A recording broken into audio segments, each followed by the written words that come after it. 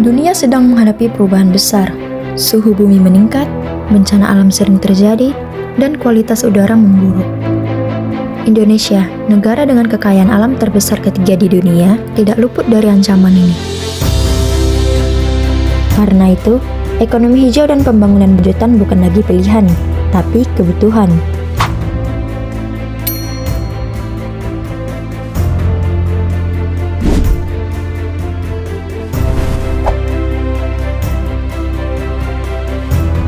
Indonesia menghadapi tantangan lingkungan yang makin berat. Deforestasi meningkat setiap tahun. Sampah plastik mencemari sungai dan laut, dan kota-kota besar mengalami kualitas udara rendah. Kerusakan ini tidak hanya mengancam alam, tetapi juga ekonomi nasional. Selama 5 tahun terakhir, laju deforestasi memang menurun, tapi angkanya tetap besar dan menyisakan pekerjaan rumah yang panjang. Ekonomi hijau adalah model pembangunan yang memastikan pertumbuhan tetap berjalan tanpa merusak lingkungan. Fokusnya ada pada energi bersih, efisiensi sumber daya, teknologi rendah emisi, dan peningkatan kesejahteraan masyarakat. 2019 adalah 9,2%, 2020 adalah 10,4%, 2021 adalah 11,5%, 2022 adalah 12,3%, 2023 adalah 13%, dan 2024 adalah 14%. Pemanfaatan energi terbarukan naik 5% dalam 5 tahun. Kenaikannya perlahan tapi menunjukkan kenaikan arah transisi dengan jelas.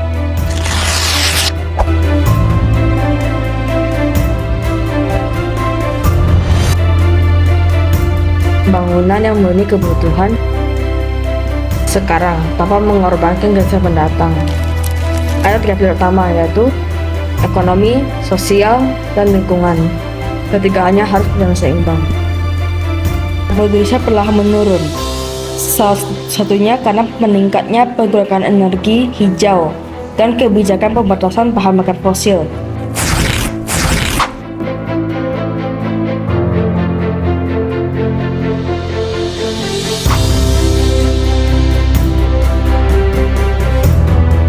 PLTS Terapung Cirata di Purwakarta, Jawa Barat, memanfaatkan energi matahari untuk menghasilkan listrik bersih. Pembangkit ini membantu mengurangi ketergantungan pada bahan bakar fosil serta menekan emisi karbon.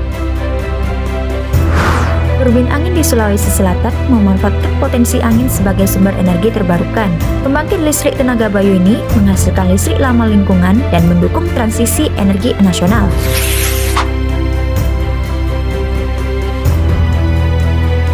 Program restorasi mangrove Indonesia adalah salah satu yang terbesar di dunia. Dalam 5 tahun terakhir, rehabilitasi mangrove naik 2 kali lipat. Mangrove mampu menyerap karbon 4 kali lebih banyak daripada hutan biasa.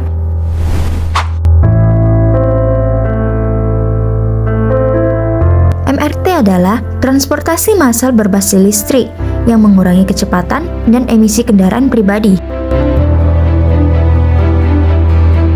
LRT menghubungkan kawasan perkotaan dan penyangga dengan emisi lebih rendah dan efisiensi tinggi.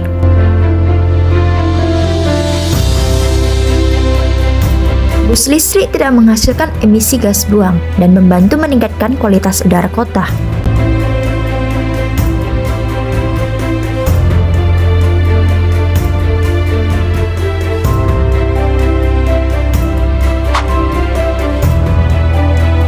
Industri hijau tidak hanya berbicara tentang pabrik dan teknologi, tapi juga tentang perubahan cara hidup. Penanaman mangrove menjadi contoh nyata bagaimana kegiatan lingkungan dapat menciptakan lingkungan kerja, sekaligus menyerap karbon secara alami. Di sisi lain, daur ulang dan pemilihan sampah mendorong lahirnya industri pengolahan limbah yang bernilai ekonomi, sekaligus mengurangi pencemaran lingkungan. Perubahan juga terjadi pada pola mobilitas masyarakat. Penggunaan angkutan umum, berjalan kaki, dan bersepeda membantu menekan emisi karbon dari sektor transportasi. Sementara itu, pemanfaatan panel surya dan turbin angin di sektor industri dan pemukiman menunjukkan bahwa ekonomi bersih semakin menjadi bagian dari aktivitas ekonomi.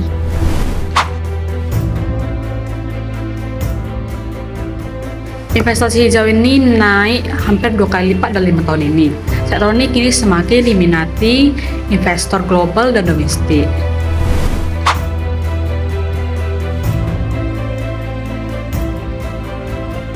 Meski terus berkembang, ekonomi hijau memiliki tantangan besar.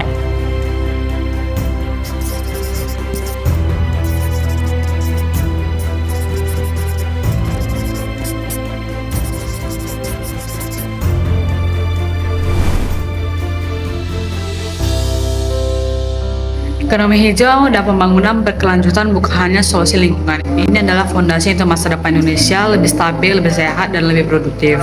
Setiap langkah hijau yang kita pilih hari ini akan menjadi investasi besar bagi generasi yang akan datang. Indonesia hijau bukan sekedar mimpi, ini adalah perjalanan yang sudah dimulai.